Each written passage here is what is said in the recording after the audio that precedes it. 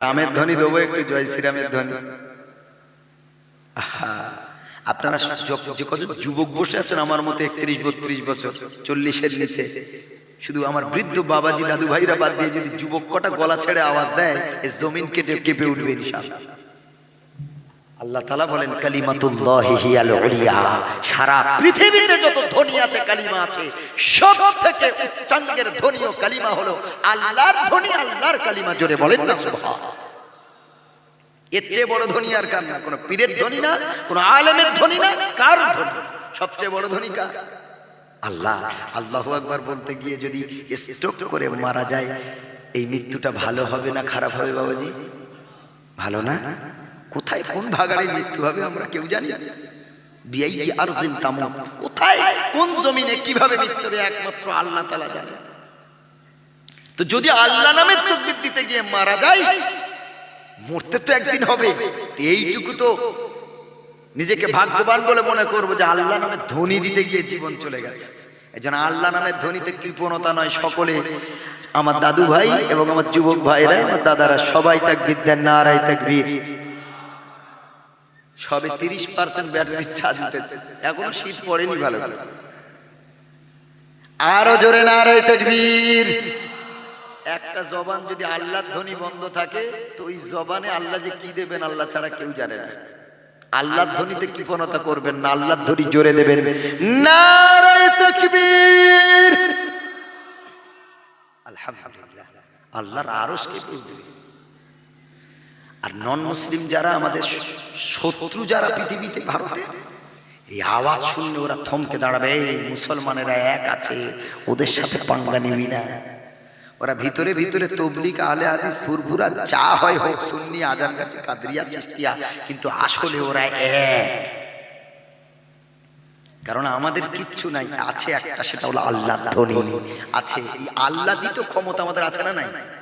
এটা নিয়ে বাঁচতে হবে। আমাদের কিচ্ছু নাই, তাই আমাদেরকে বলছে আমরা সন্ত্রাস, আমরা মাওবাদী, টেরোরিস্ট, কত কিছু লাকাব আমাদের যে দিয়েছে, আল্লাহ ছাড়া কেউ জানে। ভাইরা আমার, আল্লাহর নবী সাল্লাল্লাহু আলাইহি ওয়াসাল্লাম বলে, শোনো হে সারা পৃথিবীর সব মানুষের আদর্শ আমি আমার নবীর আদর্শের ভিতরে নিহিত রেখেছি। আদর্শ যদি খুঁজে পেতে চাও তো আমার নবীকে আঁকড়ে ধরো।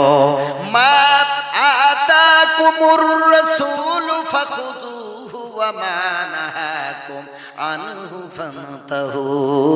আল্লাহ রাব্বুল আলামিন বলেন, আমার নবী যেটা তোমাদেরকে দিয়েছে তোমরা সেটা আঁকড়ে ধরো, আর নবী যেটা থেকে বিরত থাকতে বলেছেন যতই ভালো লাগুক তা ফেলে দাও। নবী যেটা দিতে বলেছেন ওটা আঁকড়ে ধরতে হবে, নবী যেটা বাদ দিতে বলেছেন ওটা বাদ দিতে হবে। নবী বলেন মদ পান করবি না, বাস নবীর কথা মেনে নিলাম। সুদ খাবি না, নবীর কথা মেনে নিয়ে সুদের হাঁড়িতে লাথি মেরে ফেলে দেব। যে নবীর উম্মত আমরা, আখেরি পয়গম্বরের উম্মত। জোরে বলেন সুবহানাল্লাহ। আমরা কার উম্মত? আখেরি পয়গম্বরের উম্মত। যে নবীর উম্মত হওয়ার জন্য কত নবী কেঁদেছেন। আল্লাহ আমাদের কোনো কাঁদতে হয়নি, দোয়া করতে হয়নি, সরাসরি আখেরি পয়গম্বরের উম্মত বানিয়েছেন। জোরে বলেন না সুবহানাল্লাহ। এর থেকে কি ভাগ্য আমাদের। ও ভাইরা আমার, আমরা সব উম্মতের শ্রেষ্ঠ উম্মত। সুবহানাল্লাহ। পড়ে আদম নবীর উম্মতের চেয়ে শ্রেষ্ঠ উম্মত, ঈসা নবীর উম্মতের চেয়ে শ্রেষ্ঠ উম্মত, নূহ নবীর উম্মতের চেয়ে শ্রেষ্ঠ উম্মত আমার নবীর উম্মত আমরা। পৃথিবীতে যত নবী এসেছেন আমার নবী বাদ দিয়ে সব নবীর উম্মত একদিকে, আর আখেরি পয়গম্বরের উম্মত আর একদিকে।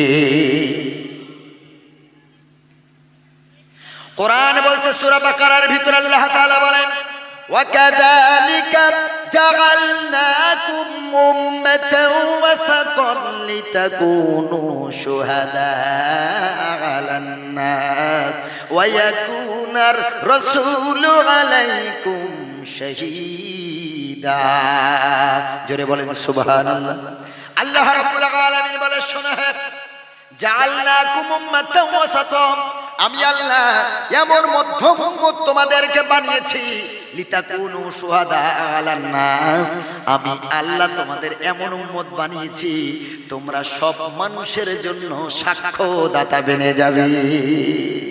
সুবহানাল্লাহ। পড়ে আখেরি উম্মতের ব্যাপারে আল্লাহর কোরআনে আয়াত বলছে লিতাকুনু শুহাদা আলান নাস, সব মানুষের সাক্ষী আমরা দেব। সুবহানাল্লাহ। পড়ে সব উম্মতের সাক্ষী, নবীদের সাক্ষী আমরা দেব। ওয়ায়াকুনার রাসূলু আলাইকুম শাহীদা, আল্লাহ তাআলা বলেন তোমরা সাক্ষী দেবে সকলের, আর তোমাদের সাক্ষী দেবে তোমাদের আখেরি পয়গম্বর জনাবে মুহাম্মদুর রাসূলুল্লাহ সাল্লাল্লাহু আলাইহি সাল্লাম। জোরে বলেন সুবহানাল্লাহ, নারায়ে তাকবীর। আমরা সাক্ষী হব সকলের, আর আমাদের সাক্ষী হবে কে? জোরে বলেন আমাদের নবী। মনোযোগ দিয়ে শুনে, আমরা সাক্ষী হব সকলের, আর আমাদের সাক্ষী কে হবে? আমাদের নবী। সুবহানাল্লাহ। কিয়ামতের দিন, মুসিবতের দিন আল্লাহ রাব্বুল আলামিন নূহ আলাইহিস সালামকে ডাকবে, ইউদআ নূহুন ওয়া উম্মাতুহু। আল্লাহ রাব্বুল আলামিন রাসূল বলেন শোনো গো আমার উম্মতেরা, আমার সাহাবীরা শোনো, কিয়ামতের দিন নূহ নবী এবং তার কওমকে ডাকা হবে। ডাকার পর আল্লাহ রাব্বুল আলামিন আমার দিকে তাকান, এই হবে নূহ আলাইহিস সালাম, সামনেই আছে তার কওম, তার জাতি। আল্লাহ নূহ নবী আলাইহিস সালামের কওমের সামনে নূহ নবীকে জিজ্ঞেস করবেন, হাল বাল্লাগতা আমরি, ও নূহ তুমি কি আমার আদেশ তোমার উম্মতদের কাছে পৌঁছিয়েছো? হাদিসটা শুনে আমাদের মর্যাদা দেখেন, আখেরি পয়গম্বরের উম্মত কেমন। নূহ নবীর কওমের সামনে নূহ নবীকে আল্লাহ জিজ্ঞেস করবেন, নূহ হাল বাল্লাগতা আমরি, তুমি কি আমার আদেশ ইলা উম্মাতিকুম তোমার উম্মতের কাছে পৌঁছিয়েছো? নূহ নবী বলবেন, ক্বালা নাআম, আয় আল্লাহ আপনি যেমন আদেশ করেছেন আপনার সব আদেশগুলো আমার উম্মতদের কাছে পৌঁছিয়েছি। নূহ নবী আলাইহিস সালাম এই কথা বলার পর আল্লাহ রাব্বুল আলামিন নূহ নবীর সামনে তার কওমকে জিজ্ঞেস করবেন, হাল বাল্লাগাকুম তোমাদের কাছে কি নূহ নবী আদেশ পৌঁছিয়েছে? দেখেন কওমের সামনে নূহ নবী বলছেন, আল্লাহ আমার কওমকে আমি আপনার আদেশ পৌঁছিয়েছি। এবং সাক্ষী হিসেবে এবার নূহ নবীর সামনেই তার কওমকে আল্লাহ জিজ্ঞেস করছেন, ও নূহের কওম তোমাদের কাছে কি নূহ নবী এসেছিল? আমার আদেশ কি পৌঁছিয়েছে? দেখেন নূহ নবীর কওম তাদের নবীকে সামনে রেখে, নূহ নবীকে সামনে রেখে বলবেন, আল্লাহ মা যা আনা মিন নবী, আমাদের কাছে কোনো নবী আসেনি। জোরে বলেন নাউজুবিল্লাহ। নূহ নবী বলছেন আমি গিয়েছি, আপনার আদেশ পৌঁছিয়েছি, আর তারই সামনে তার কওম আল্লাহর কাছে বলছেন, না আমাদের কাছে নূহ নামে কোনো নবী আসেনি, কোনো নবী আমাদের কাছে আসেনি। আচ্ছা আপনাদের প্রশ্ন করি, তাহলে কি নূহ আলাইহিস সালাম মিথ্যা কথা বলেছেন? জোরে বলেন। নূহ নবী বলছেন হ্যাঁ পৌঁছিয়েছি, তার কওম বলছেন না আমাদের কাছে নবী আসেনি। তাহলে নূহ নবী কি মিথ্যুক? নাউজুবিল্লাহ। এখন এর ফয়সালা কি করে হবে? সাক্ষী ছাড়া তো ফয়সালা দেওয়া যায় না। সাক্ষী ছাড়া ফয়সালা দেওয়া যাবে? বিয়ে হয় সাক্ষী নিয়ে, ডিভোর্স হয় সাক্ষী নিয়ে, কোন ফয়সালা হয় সাক্ষী নিয়ে। সাক্ষী ছাড়া কোনো ফয়সালা সম্ভব না।